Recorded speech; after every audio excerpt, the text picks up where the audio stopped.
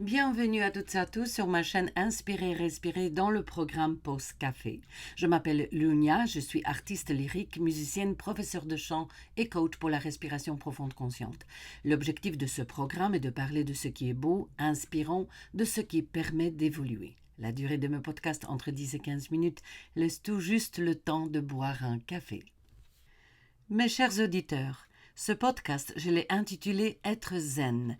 Il est le dernier avant les vacances. Le prochain paraîtra en septembre.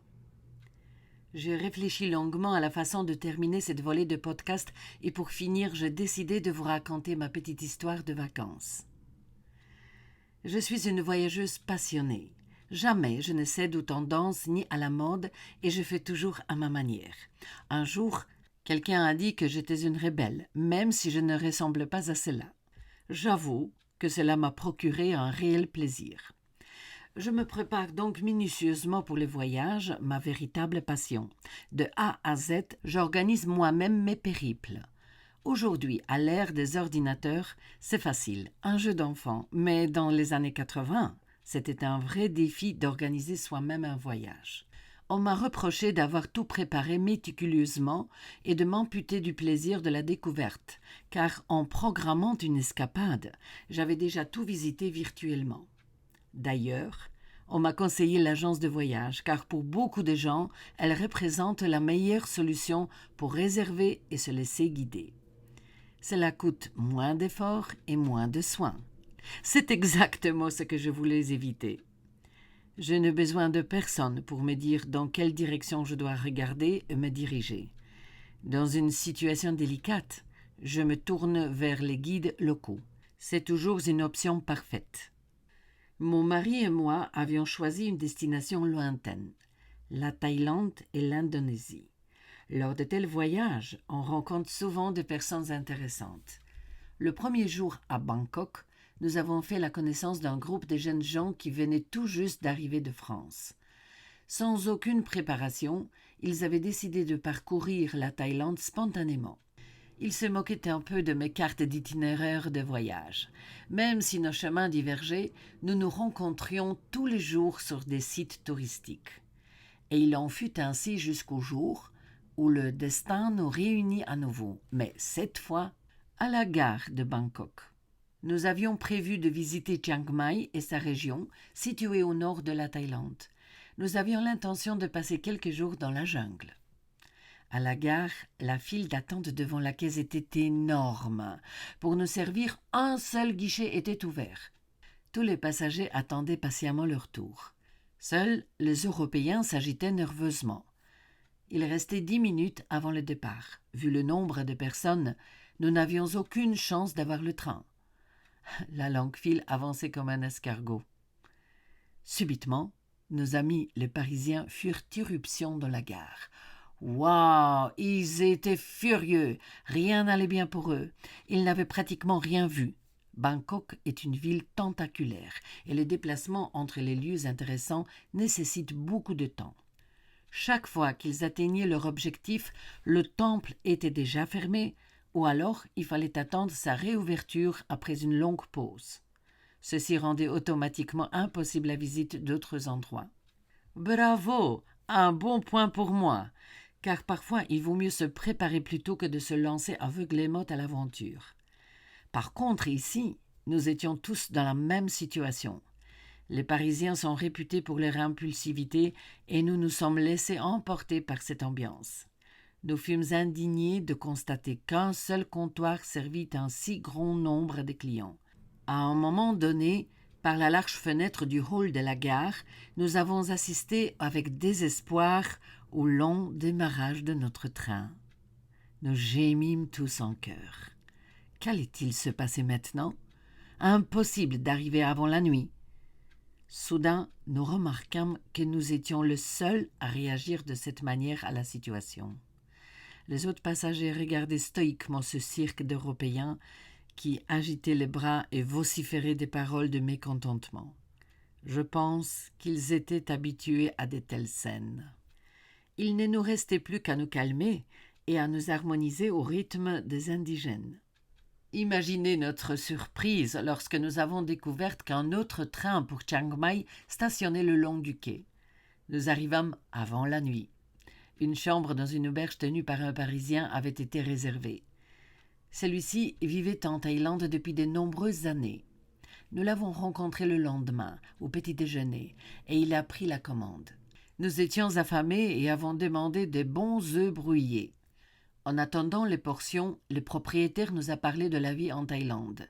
En tant que Parisien, il était très impulsif, impatient, pressé. Mais il s'était accoutumé rapidement à la mentalité thaïlandaise et il se sentait bien ici. Et maintenant, cela lui semblait étrange lorsqu'il revenait à Paris de voir des gens courir, jurer et s'impatienter. Nous lui avons raconté l'aventure à la gare de Bangkok. Il a éclaté de rire et nous a prévenus. Quand vous vous rendez en Indonésie, n'entrez jamais au restaurant le ventre creux. Si vous commandez du poulet, vous devrez probablement attendre jusqu'à 2 heures avant d'être servi. Comment ça? Nous étions choqués. 2 heures? Oui, pas toujours, mais très souvent il arrive qu'au moment de la commande, l'animal court encore dans l'enclos. Notre conversation durait depuis une bonne demi-heure quand je me rendis compte qu'on ne nous avait encore rien servi et que nous avions de plus en plus faim. Quand j'ai rappelé le plat à mon chef parisien, il m'a calmement répondu « T'inquiète, mon cuisinier va juste au marché acheter des œufs frais pour ton omelette. Le client est notre maître, il doit être satisfait, ajouta-t-il. » Résignés, nous dûmes attendre patiemment nos œufs fraîchement brouillés. Nous voyageons toujours comme des globetrotters, c'est-à-dire seuls et sans agence touristique. Nous n'avions pas de tocard de luxe avec un guide poli qui nous attendait, mais nous nous déplacions comme n'importe quel autre habitant du pays. Sur tout le parcours de la Thaïlande à l'Indonésie, nous avons voyagé en bus, taxi, train et même avec des petits véhicules qui s'arrêtaient spontanément et ramassaient les passagers. Il s'agissait de petites camionnettes pouvant accueillir jusqu'à 8 personnes. Nul ne faisait le moindre geste de la main pour stopper un bus. Et les chauffeurs s'arrêtaient quand même. Comment savait-il qu'une personne marchant tranquillement sur la route sans le moindre geste avait besoin d'un lift? C'est étrange pour nous, Européens. Quand on fait du stop en Europe, combien de temps faut-il attendre, agiter la main? C'est notre réalité européenne, courir en agitant la main. Apparemment, nous vivons dans des pays civilisés. Les véhicules prévus pour 8 personnes accueillaient régulièrement 10 passagers avec leurs bagages tel un gros sac de riz et un cochon entier abattu la veille. Nous étions entassés comme des sardines. Personne ne protestait. Tout le monde gentiment se pressait l'un contre l'autre pour faire de la place. Avant d'arriver en Indonésie, nous nous étions déjà fondus dans la sérénité ambiante qui s'avéra bénéfique à notre arrivée à Bali. Nous ne prêtions même plus attention aux longues files d'attente dans les restaurants. Nous ne disposions plus que de quelques jours pour visiter cet endroit paradisiaque. Le plan que j'avais élaboré avant mon départ s'était révélé un succès jusqu'à présent, sauf à Bali. À Denpasar, pas difficile de trouver un taxi. En descendant la route, quelqu'un criait déjà dans notre direction « Taxi, taxi !» L'après-midi touchait à sa fin et nous prîmes rendez-vous pour le lendemain. Le chauffeur de taxi devrait arriver à notre hôtel à 6 heures du matin. J'avais préparé un programme de visite pour 2 jours dont le chauffeur avait été informé auparavant. Le matin, il nous attendait à la réception, mais il arborait un visage fier et sûr de lui. D'emblée, il nous annonça qu'il n'ira pas là où nous avions convenu, car les routes sur l'île étaient en très mauvais état. Visiblement, il ignorait mon plan et nous proposa un seul endroit pour la visite. Probablement devait-il recevoir une commission pour chaque touriste amené sur le site. Nous avons senti la combine et l'avons aussitôt remercié. Une situation similaire se produisit le lendemain. Nous remarquâmes que le portier de l'hôtel faisait un mauvais travail et parlait dans notre dos. Une fois encore, nous remerciâmes le chauffeur de taxi et, agacés, nous sortîmes dans la rue. Au bout d'un moment, nous entendîmes « Taxi, taxi ?» Bien sûr, nous avons besoin d'un chauffeur. Je lui ai montré l'argent que j'allais utiliser pour payer le voyage, car je savais déjà exactement combien le déplacement pouvait coûter, à condition qu'il aille où nous voulions. Le chauffeur était enthousiaste.